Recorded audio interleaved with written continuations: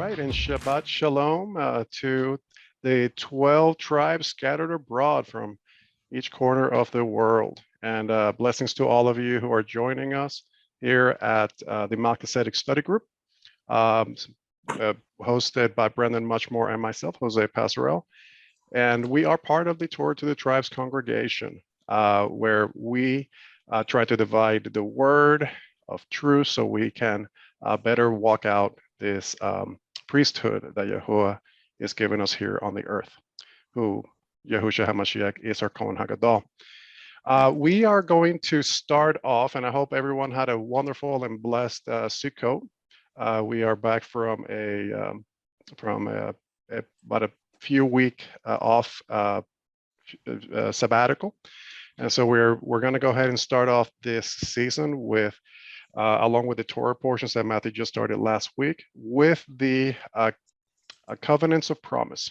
Okay, so there will be a multi-series teachings regarding the covenants that are involved and how we need to understand how they apply to us today as we walk out the new covenant. And so this week, we're going to go ahead and be focused between Genesis 12 to 17, and also circumcision. And is this a salvational requirement? Okay, the circumcision. And Brandon's going to touch up on that. And also, he's going to go ahead and use scripture to go ahead and substantiate his teachings. And as a bonus, we're also going to have time to talk about Tzitzit and some of these ordinances that that were mandated back during the first, after the first covenant was ratified, and the book of the law came out. So Brandon's going to go ahead and touch up on that. So I hope that you all are blessed by the insight he's going to go ahead and share with us today. So I hope everyone has a blessed time watching this. Like I said, please join us every week here at Torah to the Tribes. And if you don't know how, go to Torah to Tribes /connect and just go scroll to the bottom and sign up and join us live, because this is the best. What is different now than what we're doing before is that we want to be more involved with discussions, with input. We want to go ahead and cover expound in different areas than just the calendar and prophecy. We want to expound in other areas that have to do with this with the priesthood. So I hope you are blessed by this, and please, join us Friday nights. We're not doing Saturdays and Shabbats anymore, but you can join us at 8:30 on Friday nights. All right, Brandon, whenever you're ready, take it away, brother.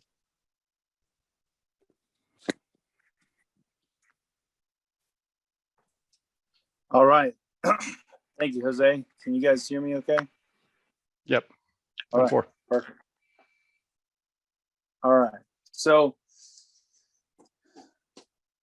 we're just going to, like Brother Jose mentioned, we're talking about covenants, right? And, I know that part of,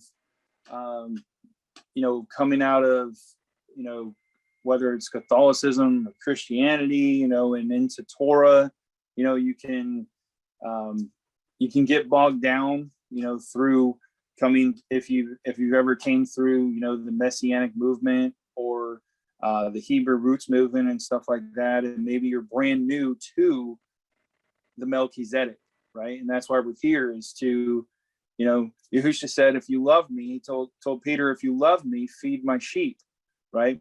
So we're trying to be the best stewards that we can be, and do just that, feed his sheep and equip his sheep and edify his sheep to be able to answer these questions when they're asked, or when they have these questions, themselves, and really just kind of further break down, the teachings that, Matthew Nolan has done on this subject and on, Abraham and stuff like that. But maybe it's done in a different way, or a different perspective if you will, or maybe it's more of an intimate setting so you can get your question answered, whereas maybe in the chat, it just kind of goes by and it gets missed or something like that, right? So that's what we're here is to just take the word and it's like I treat it like it's like a steak. It's designed to be cut up and eaten all together. It's not just designed to be and what I mean by that is talked out loud, and iron sharpens iron as well. We know that. So, but even though we're the facilitators of it, we're all under the teaching, leading, and guidance of the Holy Spirit, the Ruach HaKodesh, right? And we all have a role to play, and we all, can bring insights and knowledge and wisdom as we go. So anyway, if you have your Bible, you can turn to Genesis 12. And then before you Yep. start, I'm asking for my friend too. As far as Bible goes, so for those who are new, what Bible is good to use that have the names of Yahuah and Yahusha restored? Asking for suggestion. I have Sefer. Sure.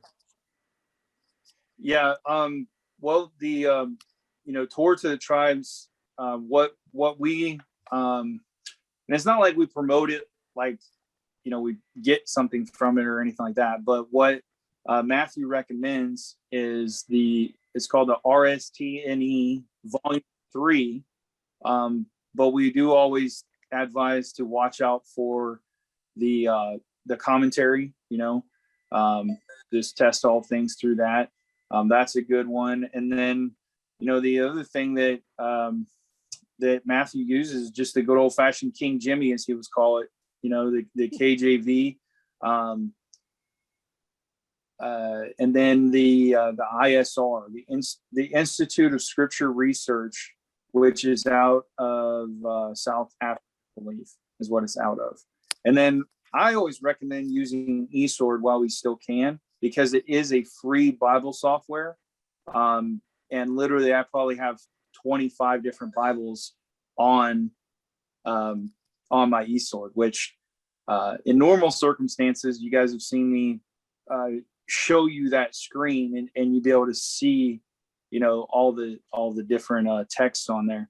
But we're in a different time now.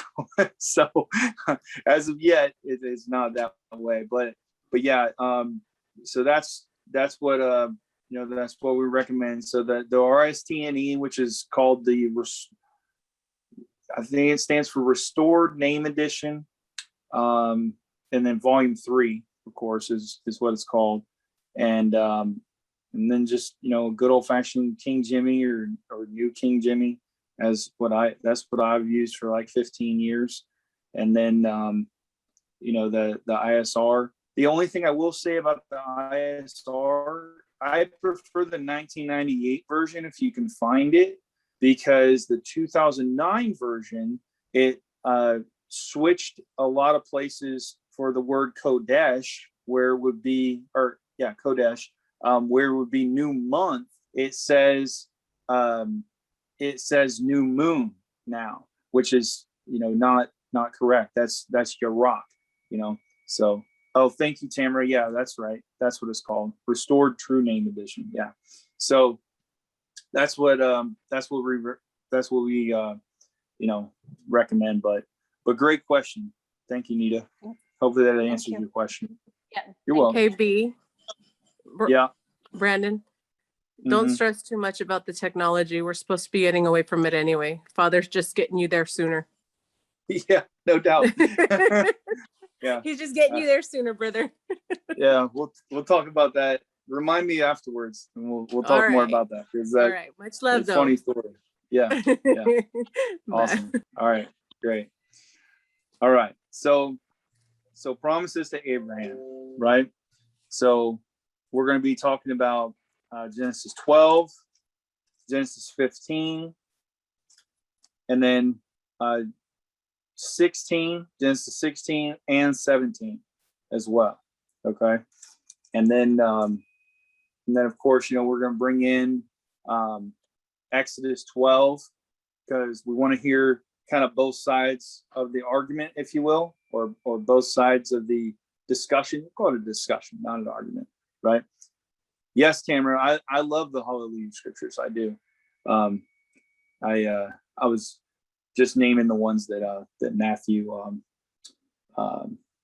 recommends. So yeah, I have my Hallelujah scriptures right here. I read that one every day for the Torah portions.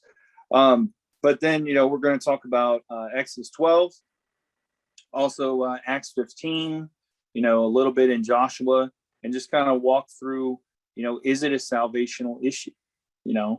And why I'm going to give some insight on why I think it was actually given, so we'll oh yes, the Septuagint. Thank you, Raquel. I forgot about that one. Yes, absolutely. The Brenton LXX Septuagint is a must-have for sure. So anyway, all right. So I'm going to read a little bit here. So if you got your Bible, feel free to read along with us, and we'll kind of go from there. So it says, obviously, it just got done with the Tower of Babel, Shem's descendants, Terah's descendants, and obviously we get to Abram, right? And it says, now Yahuah said to Abram, he's not Abraham yet, he's Abram, get out of your country, from your family, from your father's house, your Abba's Bait, to a land that I will show you. I will make you a great nation. I will bless you and make your name great, and you shall be a blessing. I will bless those who bless you, and I will curse him who curses you. And in all the families of the earth, all the families of the earth shall be blessed. And in you, all the families of the earth shall be blessed. So Abram departed as Yahuah had spoken to him, and Lot went with him. And Abram was 75 years old when he departed from Haran. Then Abram took Sarai, his wife, and Lot, his brother's son, and all their possessions that they had gathered, and the people whom they had acquired in Haran, meaning his servants, and they departed to go into the land of Canaan. So they came to the land of Canaan. Abram passed through the land of Shechem as far as Terebinth, the tree of Moreh, and the Canaanites were then in the land. Then Yahuah appeared to Abram and said, to your descendants I will give this land, or to your seed I will give this land. And there he built an altar to Yahuah, who had appeared to him. And then he moved from there to the mountain east of Bethel, and he pitched his tent with Bethel on the west and Ai on the east. There he built an altar to Yahuah and called upon the name of Yahuah. So Abram journeyed, going on still toward the south. So what was really interesting is, as soon as we finished our trip from relocating, now for me it's a little bit different, because it wasn't my father's house, it wasn't my family that was there, but Stephanie did leave all of her family. But I really think it's more about this, right? It's more about what Abram did was he left that which was familiar behind for a life of faith. Because familiar requires no faith, right? It's familiar. It's what we do, right? But when we step out in faith, like Abram did when he crossed over, which is what it means to be a Hebrew, right? Being a Hebrew means to cross over. We've crossed over from lawlessness to keeping the covenant, or at least having a desire to keep the covenant. You know, we've understood, we've had this a true spiritual awakening, not that new age stuff where we've all of a sudden had a light bulb moment go off. I'm like, whoa, wait a minute. Like, I'm supposed to keep the Sabbath, and Sunday's not the Sabbath. And these feasts weren't just for the Jews. And, you know, wow, I don't know. I just feel like I should keep the commandments, you know, and this awakening happened, right? Where the sons of Ephraim and Judah were all waking up. The 12 tribes scattered abroad, Joseph's multicolored coat, were waking up. We're coming out of the curses that our ancestors had, right? Had laid upon them. And you know, it went to the many, many, many generations, right? But really, if you actually look, now it doesn't say where Haran is in Genesis 12. But when you go to Genesis 17, which we're not going to go there yet, but I just want to mention it to you. But when you go to Genesis 17, it says that he called him out of the land of the Chaldeans. Okay, now another term for the Chaldeans is Babylon. So really, what's happening here, and Matthew touched on it last week, and I got the same revelation when I was reading it as well, that Matthew got, is that Abram was coming out of his Babylon, which is exactly what we all have to do. We have to leave behind that which is familiar, which means, you know, oh, wait a minute, you know, I'm not sure if I want to take the shot or not in order to keep my job, but how am I going to provide, and how am I going to live, and all that stuff. But see, that's the familiar. But Yahuah is calling us out. Come out of her, my people, right? Revelation 18:4. So this is really what Abram did, is he left behind that which was familiar. Get out of your country, get away from your family. We know that family is where familiar comes from, and where familiar spirits come from, you know, in the generational curses that we have. From your father's house to a land that I will show you. So I'm not even going to tell you where you're going to go. You're just going to go, and then I'm going to show you where to go, right? But he promises him that I will make you a great nation, right? And at this point, Yahuah has done nothing else than sworn by no one higher than himself, right? He said, I will make you a great nation, and I will give your descendants the land, right? But then what happens? Immediately, and this happens several times in the book of Genesis, and we know ultimately this is how they end up in Egypt in Exodus or Shemot, is what happens now. Abram, there's a famine in the land, right? Which we know that famine's coming. We see that, hey, you know, I'm getting less and less groceries for that same $50 or same $100 or whatever it was, or that $100 now the packages are smaller. You know, I'm noticing that the packages are smaller, and we know that, you know, famine is part of the end times, part of the book of Revelation, and end time prophecy rolling out is the third horse. You know, that black horse with the balance scales, right? So what does he do though? And what do a lot of people do is, you know, immediately when there's a famine, then instead of continuing to trust, what did Abram do?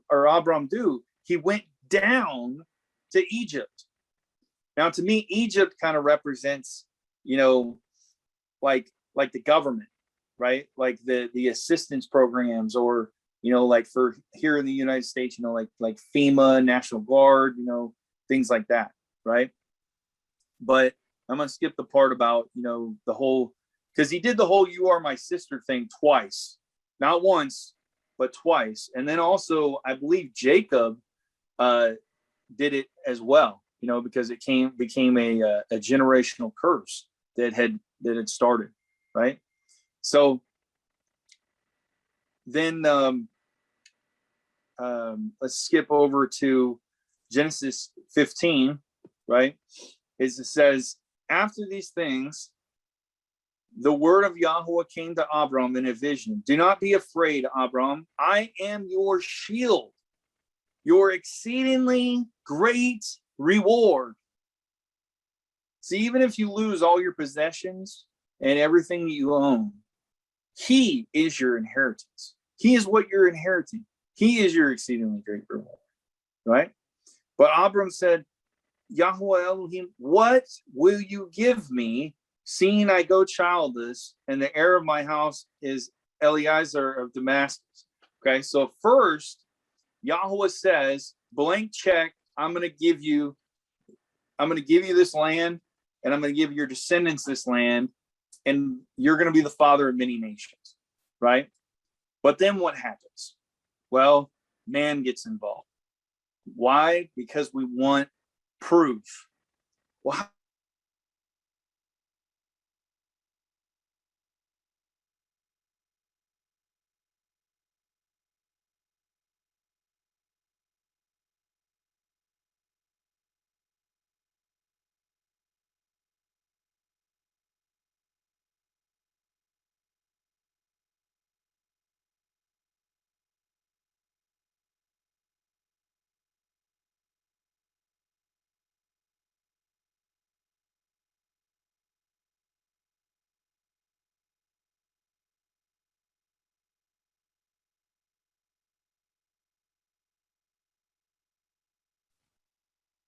Brandon, if you can hear us, we lost you. You may want to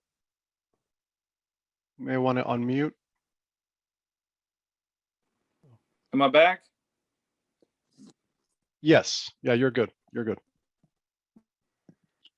Okay. Yep. Sorry about that, guys. No problem. If you want to go back like 30 Was I frozen seconds. for longer, just a couple seconds? For about 20 seconds. So. Oh. Yep. Okay. So let me back up. So Genesis 12. So Yahuah swore to no one higher than himself, right? And I'm still frozen. No, you're fine now. You're okay now. Oh, okay. Well, you guys are all right. But so Yahuah swore to no one higher than himself, right? But what happens in Genesis 15? Then man gets involved.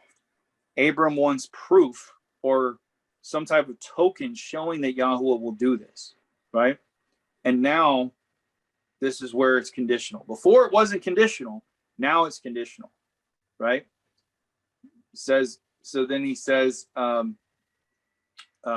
4, and behold, the word of Yahuah came to him, saying, this one shall not be your heir, speaking of the Eleazar, right? But one will come from your own body. He shall be your heir.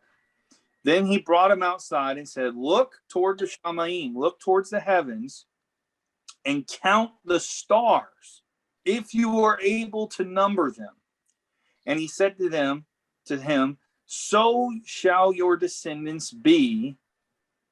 And this is key right here, and he believed Yahuah, he believed in Yahuah, and Yahuah accounted it to him for righteousness, right? Then he said to him, I am Yahuah who brought you out of Ur of the Chaldeans. It was Genesis 15, not 17, sorry, where it talks about Babylon and Chaldeans, to give you this land to inherit, right? So we're being called out of Mystery Babylon, but what are we going to inherit as the promised land? New Jerusalem, right? Zion, New Yerushalayim. And he said, verse 8, Yahuah Elohim, how shall I know that I will inherit it? How shall I know that I will inherit it? So he said to him, bring me a 3-year-old heifer, a 3-year-old female goat, a 3-year-old ram, a turtle dove, and a young pigeon. So now sacrifice is involved. Now man's gotten involved. Now blood is involved, right? Then he brought all these to him and cut them in two, down the middle, and placed each on the opposite side of the other. But he did not cut the birds in two. And when the vultures came down on the carcasses, Abram drove them away. Now when the sun was going down, a deep sleep fell upon Abram, and behold, a horror and great darkness fell upon him. Verse 13, then Yahuah said to Abram, know certainly that your descendants will be strangers in a land that is not theirs, and will serve them, and they will afflict them 400 years. And then it says, and also the nation that whom they serve, I will judge. Afterward, they shall come out with great possessions. Now for as you shall go to your fathers in peace, and you shall be buried at a good old age. But in the fourth generation, they shall return here, for the iniquity of the Amorites is not yet complete. And it came to pass when the sun went down and it was dark, behold, there appeared a smoking oven and a burning torch that passed between those pieces. And on that same day, Yahuah made a covenant with Abram, saying, to your descendants I will give this, I have given this land, from the river of Egypt to the great river, the river Euphrates, the Canaanites, the Kenizzites, the Kadmonites, the Hittites, the Perizzites, the Rephaim, the Amorites, the Canaanites, the Girgashites, and the Jebusites. Whole lot of ites, right? So this is the second covenant, because the first covenant, only Yahuah was involved.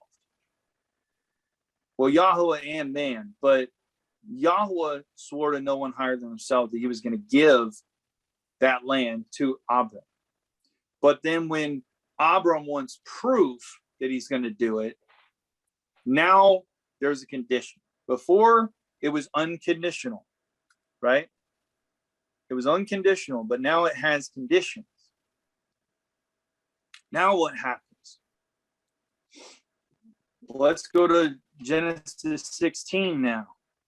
Okay. Hang on, I hear. Okay. Sorry about that. So Genesis 16 says, now Sarai, Abram's wife, had borne to him no children, and she had an Egyptian maidservant whose name was Hagar. So Sarai said to Abram, see now, Yahuah has restrained me from bearing children. Please go into my maid. Perhaps I shall obtain children by her. And Abram heeded the voice of Sarai. Then Sarai, Abram's wife, took Hagar, her maid, the Egyptian, and gave her to her husband, Abram, to be his wife. After Abram had dwelt 10 years in the land of Canaan. So he went into Hagar, and she conceived. And when she saw that she had conceived, her mistress became despised. Her mistress became despised in her eyes. Then Sarai said to Abram, my wrong be upon you. I gave my maid into your hand, into your embrace. And when she saw that she had conceived, I became despised in her eyes. Yahuah judged between you and me. Then Abram said to Sarai, indeed, your maid is in your hand, do to her as you please. When Sarai dealt harshly with her, she fled from her presence. And then we know that, the angel of Yahuah came and, made a promise to her as well. And that's where we get El Roy from the Yah who sees, right? But what's important about this, right? So this is what Abram did. Instead of trusting that Yahuah would provide from his actual seed through Sarai, even though, she was barren, instead, what did they do again? They dipped down into Egypt again. And this is what people do, right? See, Abram didn't fully believe at this point. He was still, struggling with it, that he was going to be the father of many nations. And it was through his seed, via Sarah. But instead, he put his inheritance, or he thought his inheritance was found in Egypt. Why Egypt? Hagar's an Egyptian.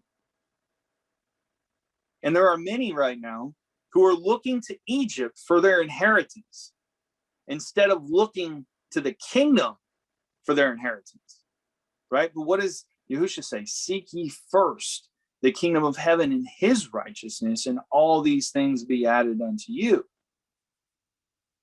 And if you're worried about how do I pay my bills, how am I going to eat, where am I going to sleep, shelter, clothing, all that stuff, I just encourage you to go read Matthew 6, because he literally tells you, are you not more valuable than the sparrow, than the lilies of the field, and it does no good to worry, right?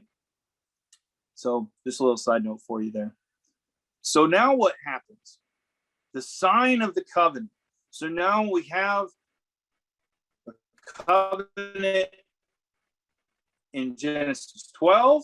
We have a covenant in Genesis 15, which is conditional now, this is the first time that, that blood has been shed, right? In regards to a covenant. Now Genesis 15, the sign, or 17, the sign of the covenant, right? When Abram was 99 years old, Yahuah appeared to Abram, and said to him, I am El Shaddai, Almighty. Walk before me and be blameless, and I will make a you. And then Abram fell on his face, and Yahuah talked with him, saying, as for me, behold, my covenant is with you, and you shall be the father of many nations. No longer shall your name be called Abram, but your name shall be called Abraham. For I have made you a father of many nations. I will make you exceedingly fruitful. I will make nations of you, and kings shall come from you. What are we called to be? A kingdom of priests. Kings and priests under the order of Melchizedek.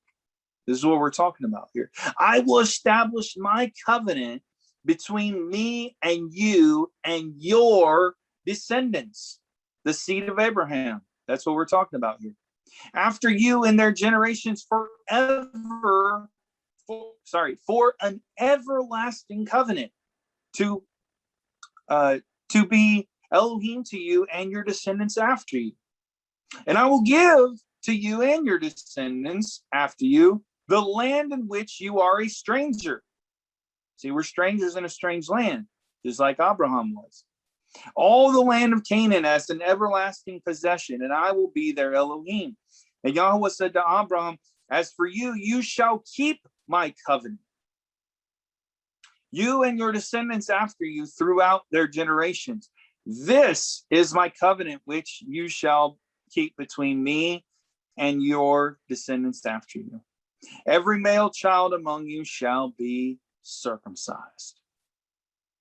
And you shall be circumcised in the flesh of your foreskins, and it shall be a sign between me and you.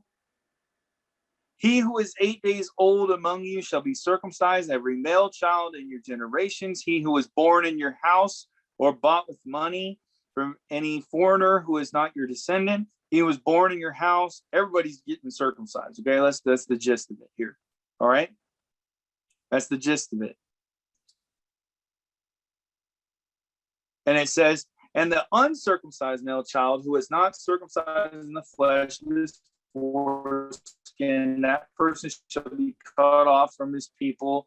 He has broken my covenant. Oh, well, if we were going to just take the old cherry pick or the straw man verse and just choose to stand on that, well, we could, but instead we're going to go line upon line, precept upon precept, here a little, there a little, We're going to look at the whole entire counsel of Scripture, because we know that all Scripture is profitable for the edification of the body, right? Then Yahuah said to Abram, as for Sarai, your wife, you shall not call her name Sarai, but Sarah shall be her name. And I will bless her, and I will give you a son by her. By her. Then I will bless her, and she shall be a mother of many nations. Kings of peoples shall be from her. Then Abraham fell on his face and laughed, and said in his heart, Shall a child be born to a man who is 100 years old? Shall Sarai, who is 90 years old, bear a child? Abraham said to Yahuah, oh, that Ishmael might live before you. So again, he's still doubting him. Yeah, it's Ishmael. I know, he's already been born. He lives before you. Then Yahuah said, no, Sarai, your wife, shall bear you a son, and you shall call his name Yitzhak, or Isaac. And I will establish my covenant with him as an everlasting covenant, and with his descendants after him. Which we know the 12 tribes came from Isaac's son, Jacob, Yahuah, who had his name changed as well from Jacob, which meant deceiver, to Yisrael, the one who wrestles with Elohim, right? And the 12 tribes of Yisrael, that's where it comes from. I will establish my covenant with him as an everlasting covenant with his descendants after him. As for Ishmael, I have heard you. Behold, I have blessed him. I will make him fruitful and multiply him exceedingly. He shall beget 12 princes, and I will make him a great nation. But my covenant I will establish with Isaac, whom Sarah, shall bear to you at this set time next year. Then he finished talking with him, and Yahuah went up from Abraham. And we know that this is Yahusha, right? Because in John chapter 8, what does Yahusha say? He says that Abraham rejoiced to see him. And then they asked him, wait, isn't this Joseph? You are not even 50 years old. How have you seen Abraham? And he says, what? Before Abraham was, I am. He's telling them, I'm the one who spoke to Abraham. I'm the one who spoke to Moshe at the burning bush. I am the I am. And that's when they picked up stones and wanted to stone him, right? So the question is this: why was the sign of the covenant in the flesh of Abraham and in his, I'll just call it his loins? We all know what he's talking about, right? But why was the sign of the covenant circumcision? Well, here's my postulation to you. Did Abraham act out of the flesh or out of the spirit when he heeded the voice of Sarah, who said to go into his or her servant Hagar, who was the Egyptian? He wasn't walking in the spirit, right? He was walking in the flesh. So therefore there had to be the sign, a reminder of, hey, walk in my covenant. This is the sign of my covenant. That's why he used the very thing. Get this, okay? He used the very instrument, if you will, appendage, if you will, that Abraham took matters into his own hands because he thought, oh no, Sarah's barren, and I'm, she's past the age of having children. She's 90 years old. I'm 100. There's no way this is possible. Obviously, he's not talking about Sarai, so he must be talking about Hagar. I'll just take matters into my own hands. Well, what happens when we take matters in our own hands, right? Bad things happen, right? Now, we know that Yahuah works it all out for his good, but there was definitely consequences for sure that happened afterward. So he took the very thing that he used walking out of the flesh to, oh, Yahuah, I'm gonna do this. You're right. I'm gonna have children with Hagar, and that's how I'm gonna get my inheritance. No. Your inheritance doesn't come from Egypt. Okay? He who has ears to hear, let him hear what the Spirit's saying. Your inheritance does not come from Egypt. Okay? It's not coming from your Social Security, your retirement, your 401k, anything like that. Your inheritance is not coming from Egypt. It's coming from the one who owns a cattle on 1,000 hills. That's who it's coming from. But you got to believe. Because when you believe, then it can be accounted to you as righteousness, just like Abraham. So that's why he gave him the sign of the covenant right there in that orifice, if you will, is because that's the very thing that he used to take matters into his own hands. Make sense? Okay. All right. So now let's jump ahead to Exodus chapter 12. Because, a lot of the, like I said, a lot of the Messianic movement, Hebrew roots movement, they're under the belief that you have to be circumcised.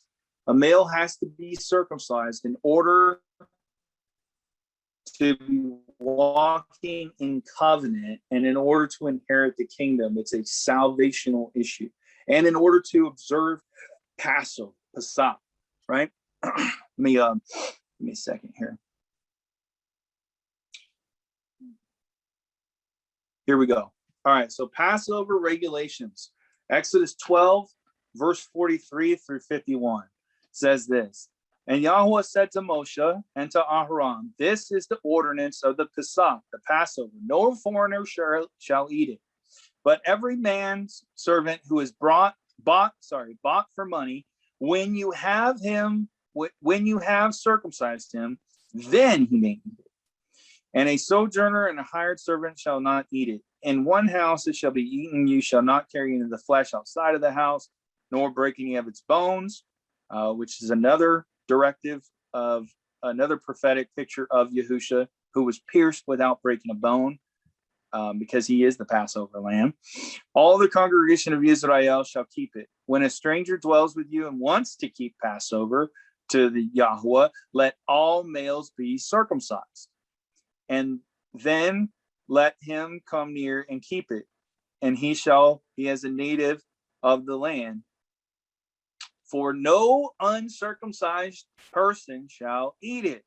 Oh, again, we could go case closed. We got Genesis 17 talking about circumcision. We got Exodus 12 talking about circumcision. It says, verse 49, one law shall be for the native born and for the stranger who dwells among you. Thus the children of Israel did as Yahuah commanded, and Moshe and Aharon, so they did. Right? And everybody got circumcised as soon as they came out of Egypt. Right? Just like it was spoken of to Abram, that they would dwell in Egypt, for 400 years, right? Which was actually, it wasn't 400 years. It was actual like 210 years that they dwelled in Egypt, but it was 400 years exactly to the very day that Yahuah made the promise to Abraham in Genesis 15, to the very day that the Exodus occurred and they left Egypt. It was 400 years. Okay, that's what we're talking about.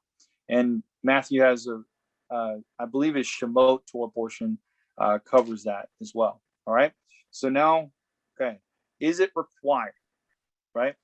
Well, let's look at this, because what we have here, and this is what Matthew talks about. We know that portions of Exodus are achronological or not in linear or chronological order, and some concepts are in chronological order, right? But one second. But we know that this covenant that was made between Yahuah and the children of Israel in Genesis 24, when they said all that Yahuah said we will do, those 4 times that we talked about, then after that in verse 12, nothing can be added to that, right? We know Galatians 3 talks about a covenant, even if it is a man's, if it is confirmed, it can neither be taken away from nor added to, right? Galatians chapter 3, right? But this is actually at the end of Exodus 24:11, it actually jumps to the golden calf, which is not until Exodus 32, right? So they just said, all that Yahuah said we will do, we want to marry you, we want to be your bride, all that stuff. And what happens? The golden calf happens, right? And then what happens? Well, if he was calling him into covenant, the covenant of Abraham, right? And now they break it, what use? I love the analogy that Matthew uses, because, okay, that's just as effective as a man continuing to wear his wedding ring after he's just cheated on his wife and committed adultery. What use is it, right? So we're talking about, it's a sign of a broken covenant. It's a broken covenant. And this is why, so they were circumcised, all males were circumcised when they came out of Egypt, right? During the actual exodus of Egypt, they were all circumcised. But once the golden calf incident happens and some other things happen with, within the wilderness, then what happens? Because the report of, I believe it was in Numbers 13, when the spies were sent out, among other things that occurred, but within, the book of Exodus and the book of Numbers, or Bemidbar, the wilderness, is what happens. Yahuah causes them to dwell in the desert for 40 years. Why? Because he makes sure that all who did not completely follow him perished. The only 2 who saw the promised land that came out of Egypt were Caleb and Joseph. And it just so happens that Joshua, which is Yahusha, but that's another subject. But we'll go with Joshua, okay? Joshua, son of Nun. So Caleb and Joshua, the 2 spies, right? 12 spies were sent out. 10 brought back a bad report. 2 brought back a favorable one, right? And they saw things through eyes of faith and not through their physical eyes. And they didn't see the giants. They just said, oh no, our Elohim can take them on, right? So what happens? Well, flip ahead to Joshua 5, because we have for 40 years now. Did they stop keeping Passover? No. There's many records of them keeping Passover, right? You can, you do a word search of, Passover, and you can see it, for years and years and years, they kept Passover. Oh, well, what about Exodus 12? What about Genesis 17? So for 40 years, these males weren't circumcised. And it became no longer a salvational issue or a covenant issue or an inheritance issue, to now it became a land entrance sign, a land entrance contract. And we see that in Joshua 5. And my headline here actually literally says the 2nd generation circumcised. Okay. So it was when all the kings of the Amorites who were on the west side of the Yarden and all the kings of the Canaanites who were by the sea heard that Yahuah had dried up the waters of the Jordan from before the children of Israel until we had crossed over, that their heart melted and there was no spirit in them any longer because of the children of Israel. At that time, Yahuah said to Joshua, make flint knives for yourself and circumcise the sons of Israel again, the second time. So it's only been the second time. There's been no other time other than Exodus 12, the previous time, the first time, where all males were circumcised. So between Exodus 12 and Joshua 5, how many people were circumcised? None. None. They weren't circumcised. Okay. And then it says, so Joshua made flint knives for himself and circumcised the sons of Israel at the hill of all places, the hill of the foreskins. Okay. What an odd name, right? Gibeah Harath is what it's called. And this is the reason why Joshua circumcised these. All the male, this is the reason why. They're about to tell us, verse 4. And this is the reason why Joshua circumcised them. All the people who came out of Egypt who were males, all the men of war, had died in the wilderness on the way after they had come out of Egypt. For all the people that came out of Egypt, had been circumcised. But all the people born in the wilderness on the way as they came out of Egypt had not been circumcised. For the children of Israel walked 40 years in the wilderness till all the people who were men of war who came out of Egypt were consumed, because they did not obey the voice of Yahuah, to whom Yahuah swore that he would not show them the land which Yahuah had sworn to their fathers, that he would give us a land flowing with milk and honey. Then Joshua circumcised their sons, whom he raised up in their place, for they were uncircumcised, because they had not been circumcised on the way. So it was when they had finished circumcising all the people, they stayed in their places in the camp till they were healed. And then it says, and Yahuah said to Joshua, this day I have rolled away the reproach of Egypt from you. Therefore the place is named Gilgal to this day. Now the children of Israel camped in Gilgal and kept Pesach, Passover, on the 14th day of the month at twilight on the plains of Jericho. Okay, so they were keeping Passover for 40 years without being circumcised. Those who were born in the wilderness were not circumcised, but they were keeping Passover, right?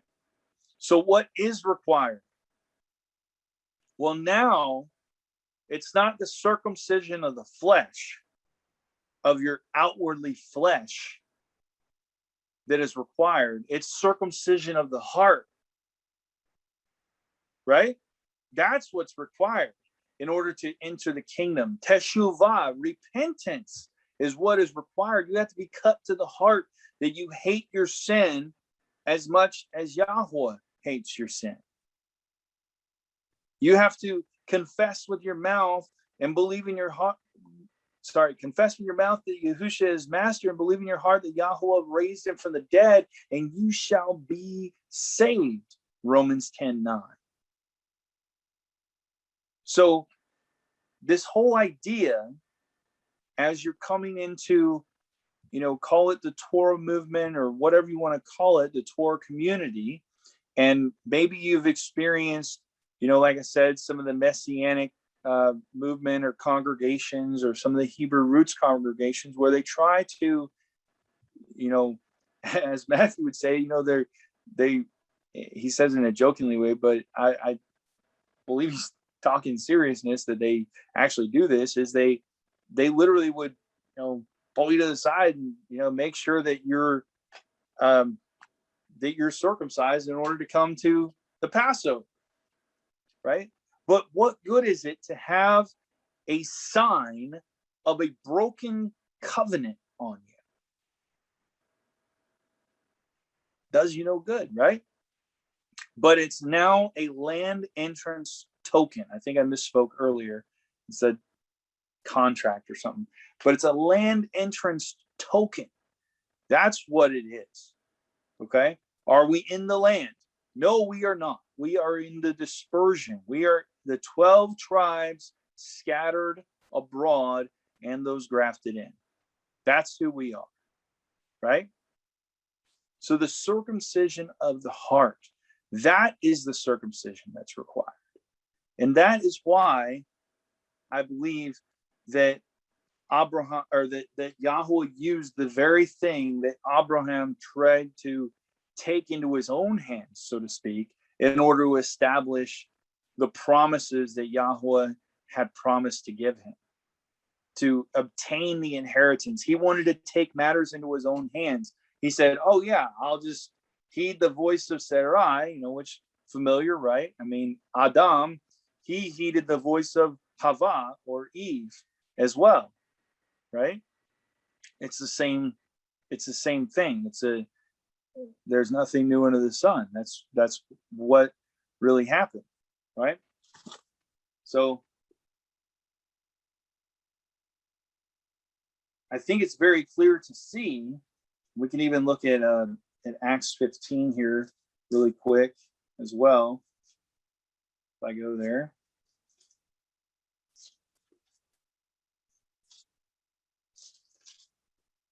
I'm almost there.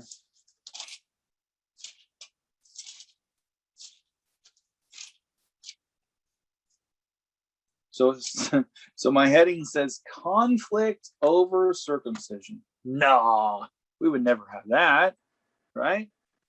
But it says, and certain men came down from Judea and taught the brethren, unless you are circumcised according to the custom of Moshe, you cannot be saved. That's what we're talking about here. Is circumcision a salvational requirement? Therefore, when Paul and Barnabas had no small dissension and dispute with them, they determined that Paul and Barnabas and certain others should go up to Jerusalem to the apostles and elders about this question. So being sent on their way by the ecclesia, the assembly, they passed through Phoenicia and Samaria, describing the conversion of the Gentiles, the nations, and they caused great joy to all brethren. When they had come to Jerusalem, they were received by the assembly and the apostles and elders, and reported all things that Yahuah had done with them. But some of the sect of Pharisees who believed rose up, saying, it is necessary to circumcise them and to command them to keep the law of Moshe. The law of Moshe, right? The book of the law. That's what we're talking about here. Now the apostles and elders came together and consider this matter. And when there had been much dispute, Peter rose up and said to them, men and brethren, you know that a good while ago Yahuah chose among us that by my mouth the Gentiles should hear the word of the gospel and believe. So Yahuah, who knows the heart, acknowledged them by giving them the Ruach HaKodesh, the Holy Spirit, just as he did to us. And he made no distinction between us and them, purifying their hearts by faith. Purifying their hearts, excuse me, by faith. How is it that we are saved? Is it by works? Is it by circumcision? No, it is by faith that you have been saved, by grace through faith, right? We have been saved so that no one can boast. Now, therefore, why do you test Elohim by putting a yoke on the neck of the disciples, which neither our fathers nor we were able to bear? A yoke of slavery, right?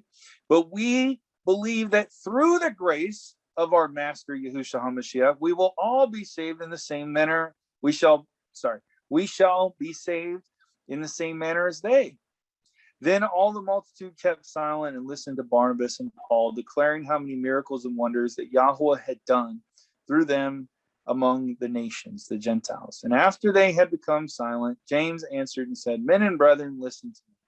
Simon has declared how Yahuah at the first visited Gentiles to take out of them a people for his name. And with these words written of the prophets agree, just as it is written, after this I will return. I will rebuild the tabernacle of David, which has fallen down. I will rebuild its ruins, and I will set it up.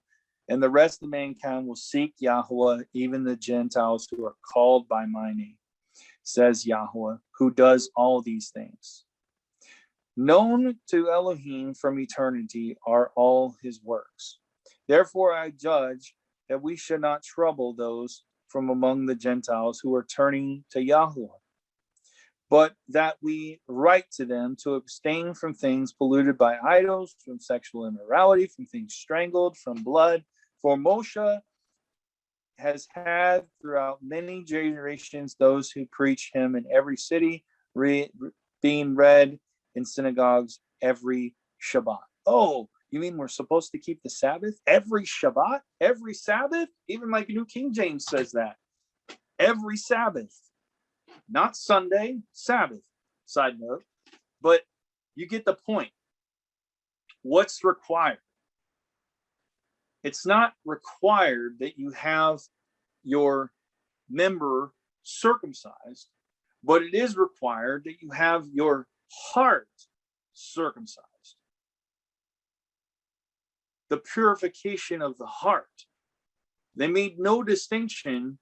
Yahuah made no distinction between us and them, purifying their hearts by faith.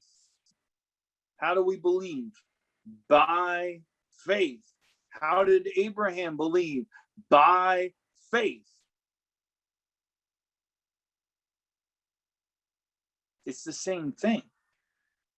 That's why when we're reading this week in the book of Hebrews and everything, when you read through Hebrews 11, so I'm not going to read the whole thing, but if you read 1 through 12, it talks about, by faith, so-and-so did this. By faith, so-and-so did that. By faith, so-and-so did this, right? But it says, verse 8, by faith, Abraham obeyed when he was called to go out of the place which he would receive, called to go out to the place which he would receive as an inheritance, and he went out, not knowing where he was going. By faith, he dwelt in the land of promise, as in a foreign country, dwelling in tents with Isaac and Jacob, the heirs with him of the same promise. For he waited for the city which has foundations, whose builder and maker is Elohim. By faith, Sarah herself also received the strength to conceive seed, and she bore a child when she was past the age, because she judged him, Yahuah, faithful, who had promised. Do you judge him faithful? Do you judge him able to do what he has promised you? Therefore, from one man in him, as good as dead, were born as many as the stars of the sky in multitude, innumerable as the sand by the seashore. These all, speaking of all these patriarchs, in faith, not having received the promises, but having seen them afar off, were assured of them. Just like Abraham was assured in Genesis 15 that he would be a father of many nations, the father of many nations. Embraced them and confessed that they were strangers and pilgrims on the earth. For those who say such things declare plainly that they seek a homeland. And truly, if they had called to mind that country from which they had come out, they would have had opportunity to return. But now they desire a better, that is a heavenly country.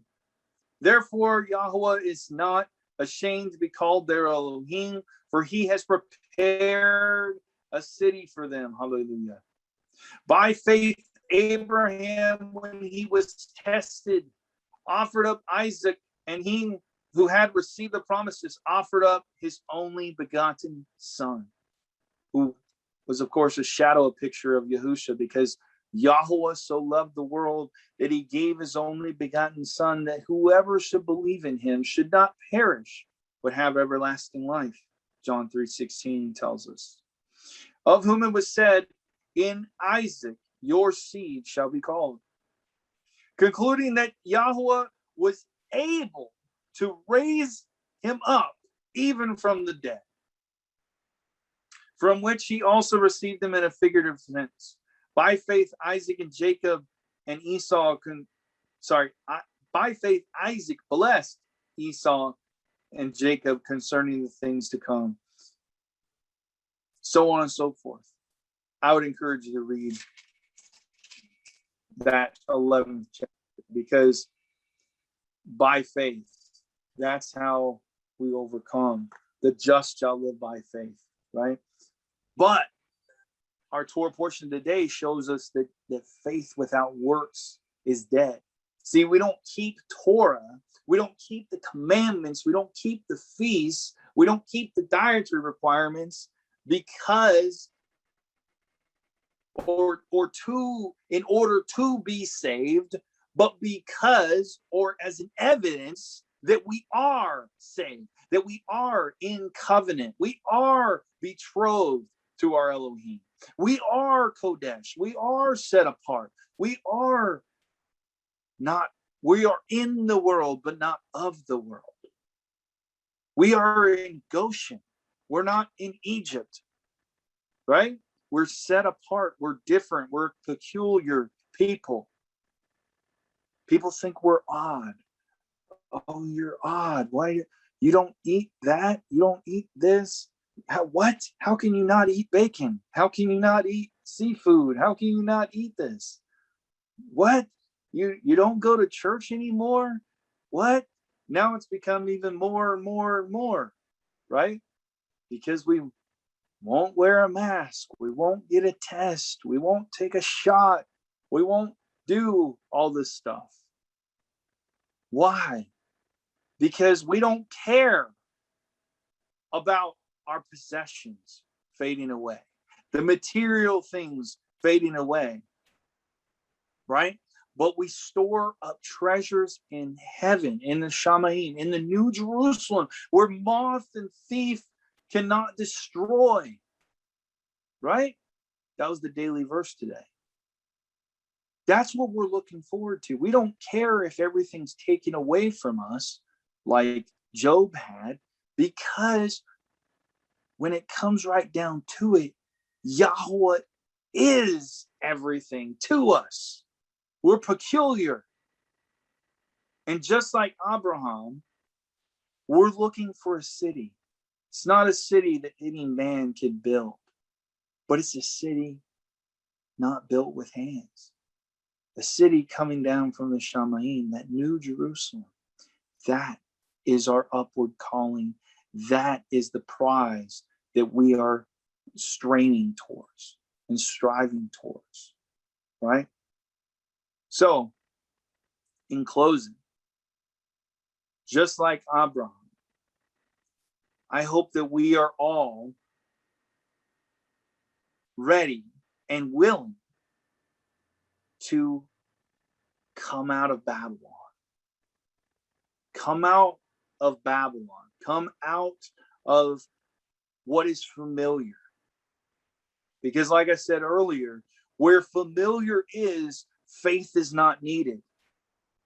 Because what faith do you really need when everything's familiar around you?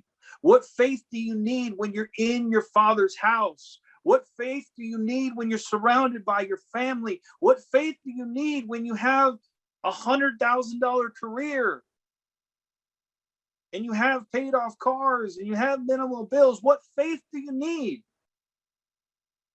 when it's in the familiar? But see, the familiar is getting torn away. It's getting pulled away. Oh, I'm taking away this. I'm taking away that. I'm taking away this. I'm taking away that.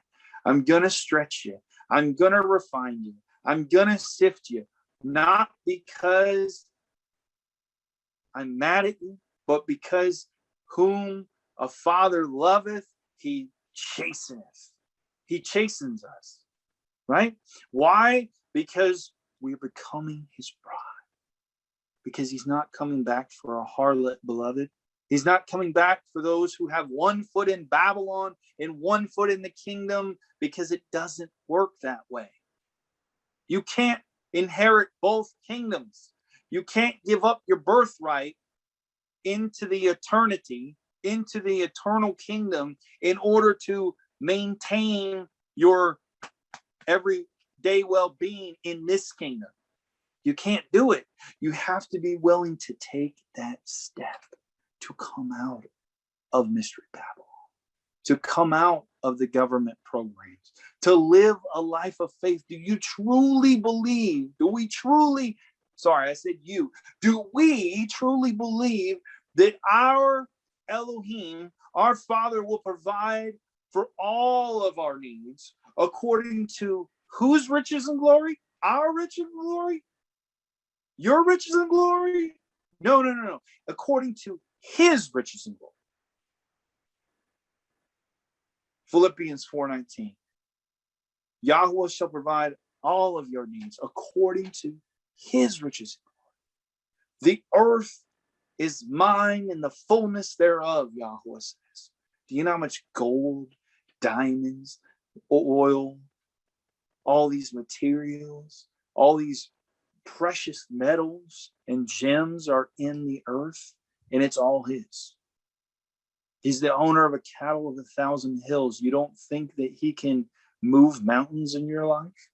You don't think that he can get you a job where you don't have to compromise, where you don't have to take something that you don't want to take? You're feeling the pressure? That's good. That means you're being birthed. He's birthing us into the kingdom, into his kingdom. Just like Egypt, right? As the plague started coming down upon Egypt, what did they do? Did they blame Pharaoh? No, they didn't blame the Pharaoh, even though it was his doing, his pride, his hardness of heart that kept it coming. No, what did they do? Oh, it's those pesky Hebrews. It's those non-GMOs. Now I'm even seeing articles about purebloods.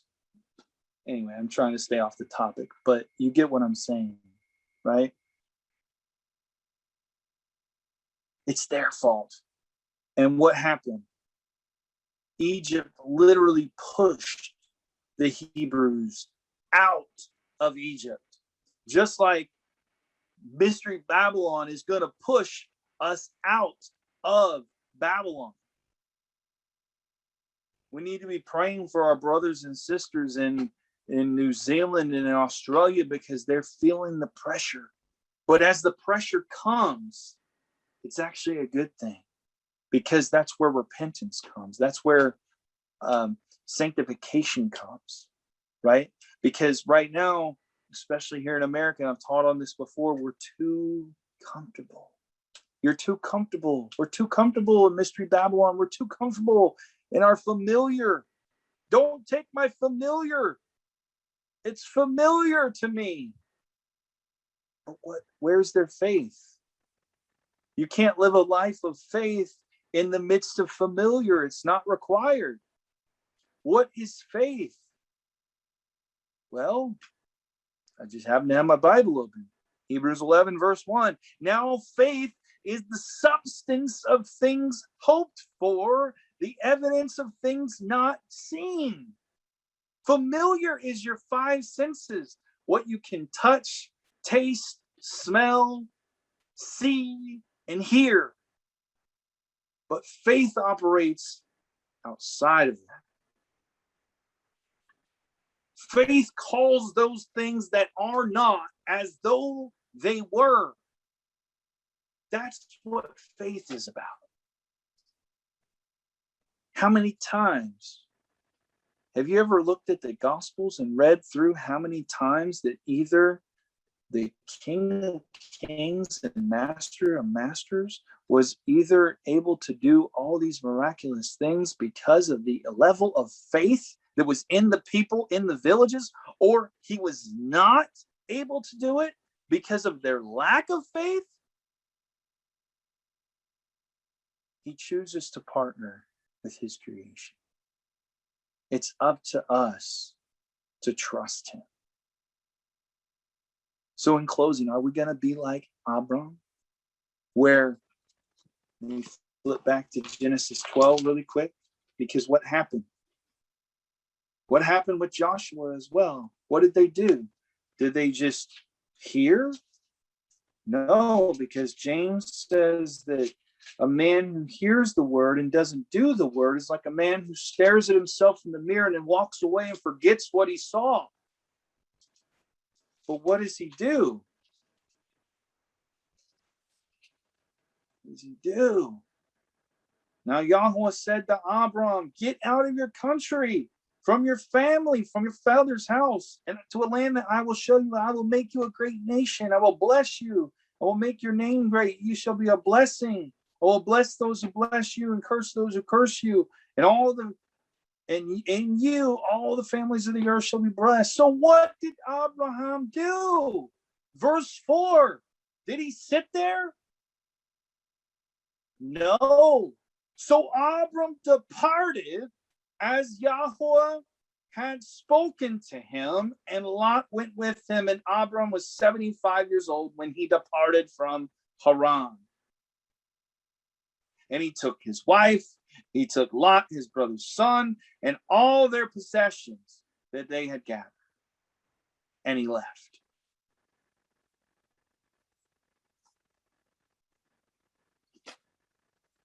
He left. He didn't stay there. He left that which was familiar for the life of faith. Right? What does the Apostle Paul say? I believe it's in Philippians 4. He said, I forgetting what is behind, I press on to the upward calling in Yahusha HaMashiach. Right? So in closing,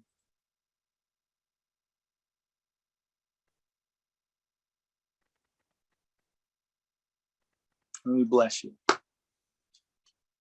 So Yahuah bless you and keep you, make his face shine upon you, show favor to you, and lift up his countenance towards you and give you peace. Shalom.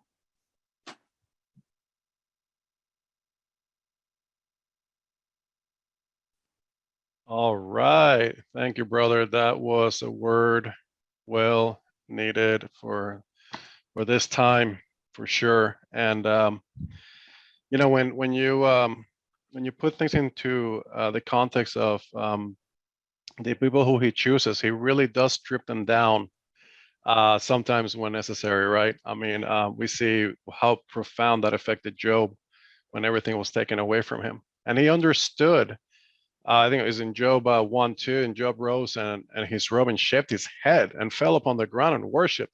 So, I mean, shaving his head, I mean, he just got on the ground. That was just an act of complete submission. Like I'm nothing. You just take everything, even my hair. I you know, it's stripped away from me. And then it said, naked I came from my mother's womb. A little bald head, I couldn't imagine him. And then naked I shall return. Mm-hmm. So it's not about, right? It's not about the earthly possessions, and it's not about those things. But I think when we look at what Yahusha did, and I think this was one of the first lessons he gave his disciples when they went to go preach the gospel of the good news, and basically preach his flesh, preach about Yahusha. What happened? I mean, he told them, don't take anything with you. Don't take any change of this, and let Yahuah provide in your path. And that is stripping away everything from them and allow Yahuah's mercy, love, and kindness to provide for them. And I think that was a really good lesson. I mean, Yahusha preached against greed, the love for money. He preached so much against the possessions of the world. Yeah. I mean, one of the most quoted, how shall I be saved? And and after he gave him a list of the commandments, well, then drop everything and give all your money to the poor. But he couldn't do it. So it's about taking everything away, because he will actually take everything away that you love, so he can teach you that it's not your wealth, or if one is not doing something that is not accordance to his will, he will take everything away, and he will build you up in the way that he wants to build you up. And Ecclesiastes says, as he came from his mother's womb, he shall go out again. And Ecclesiastes talks about it again, and so I think it's about, yeah, it's definitely I know me personally, Yahuah took so much away from me. But it wasn't until then that I realized that I needed him, and I needed just to depend on him. But he took away so much, and a lot of it was wealth that I made in the world. A lot of it was that, but he gave me a wake-up call, because I knew there was something much greater than all those years that I was working for something that just came to naught in just a day. And so it really teaches us a lesson to be humble enough to depend on him. And you can't take it with you. No. There's that whole saying, like, you never see a hearse with a U-Haul behind it. you can't take it with you.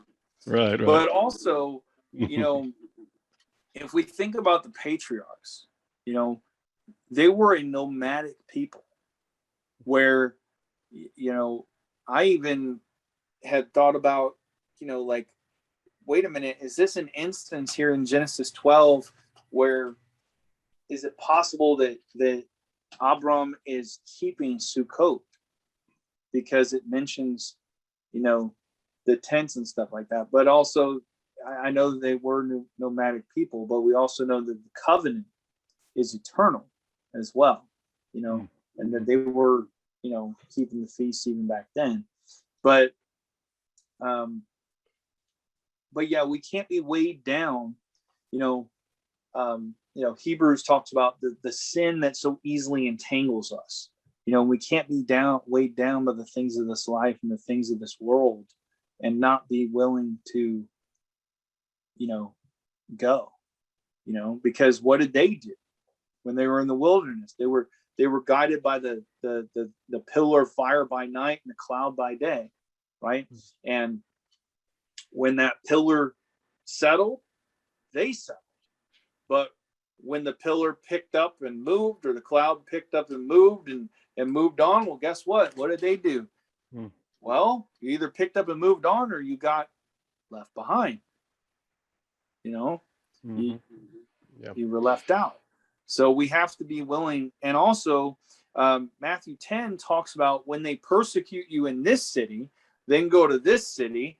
Then when they persecute you here, go over here, and so on and so forth. And that's going to be how,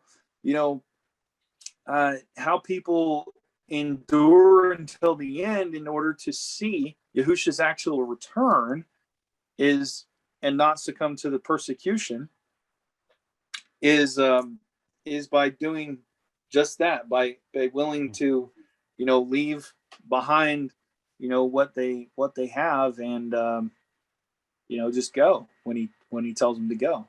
But we have to be in tune with his Holy Spirit, with his Ruach HaKodesh. So yeah, I think Raquel, sister? yeah, Raquel has a question or a statement. Yes. Brandon, this was timely. This is so timely. As someone else who is living their Genesis 12:1 moment, it is all that you had said and more. For both my husband and I, we had, when Father finally gave us our word, we had no jobs, no home, no friends, no family. And here we are in a completely different culture, a completely different state, the weather. We're California kids, and here we are in the South. It's just completely different. And I remember when I told my husband that I'd gotten the word and we're moving out to the South, and he's like, we don't have a job. And I'm purging and packing in the garage, and I said, it's not our business. And he said, but we don't have jobs. And I said, it's not our business. We don't have a house. It's not our business. We don't know anybody. That's not our business. Our business is to go. He said, go. We don't question this. And I just had this momentum as we were going and going and going. And it's like, and he was arguing with me, but packing at the same time. It was kind of one of those really hilarious moments where he's like trying to be the voice of reason and talk to me about it. And he's being very firm and as firm as he can, but still putting stuff in boxes. It was so funny. And I was just like, I love you, but that's none of our business. Like, our business is to be ready and sell our house and be gone and take our kids and we're out, you know, like, and it honestly has been a complete and total different change. I mean, I am 42 years old, and I have never been without a job since I was 12 years old. And this is the first time in 30 years that I am unemployed. And it's a very, very odd feeling, because now I'm having to rely on my husband as my sole provision. And not that I don't rely on the Father, I'm not saying that, but like monetarily, like, it's like, this is just very uncomfortable for me. But in that, the Father has grown me and refined me in ways that it was going to take an act of God for it to happen, so to speak. And I have seen him completely build my meekness. And I have seen a transition happen in our marriage where my husband is finally taking his headship. He is finally taking his place as the priest of our home. He is participating in some of the Bible study that we have in the morning with our children, because now we're able to homeschool our children. And we're able to do Bible memory verses in the morning, and we're able to do worship in the morning. We're able to do these things that we couldn't do before. And as someone who came from California, who was really locked down and did this whole like stay at home, and got to observe what her children were being taught versus what we live and how we're supposed to live. I mean, if you guys could hear some of the things that my children were being taught, y'all would throw up in your mouth. I mean, it was disgusting. Yeah. I mean, we're talking kindergarten and first graders learning about family dynamics and how some families have two parents that are the same sex and some other families are different. I mean, what do they need to know that for? Yeah. And so now it's just very, very different. And now we're able to teach them his word first thing in the morning.